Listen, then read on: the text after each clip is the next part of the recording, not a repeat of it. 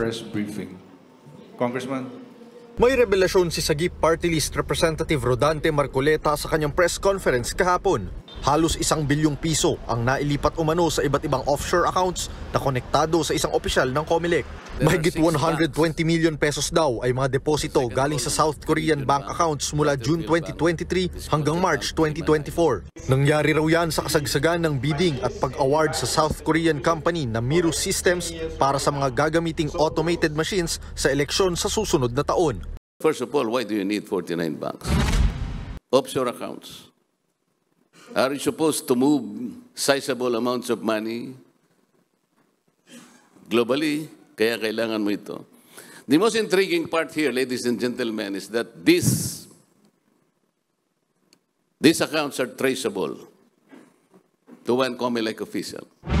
Pero sabi ni Marcoleta, hindi niya pa na-verify ang impormasyon. Kaya hindi niya muna papangalanan ng opisyal ng COMELEC na tinutukoy niya.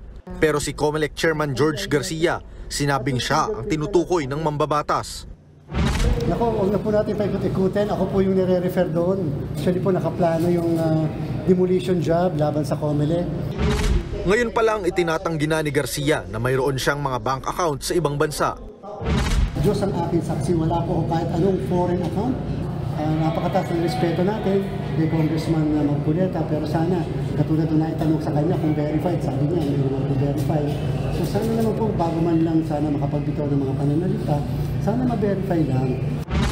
Ayon pa sa COMELEC Chairman, sumulat na siya sa National Bureau of Investigation o NBI para imbestigahan kung sino ang nagpapakalat ng maling impormasyon na sumisira sa kredibilidad at integridad ng COMELEC. Nakatakda namang maghain ng resolusyon sa Kamara si Congressman Marcoleta para paimbestigahan ng COMELEC bidding at ang pagkapanalo ng Miru Systems. Nagbabalita mula sa Frontline, Ian Suyu, News 5. Mga kapatid, Jess De Los Santos po, huwag magpauli sa mga umaaksyong balita at napapanahong issue sa bansa. Para sa mas malawak na balitaan, mag-subscribe at mag-follow sa social media pages ng News 5.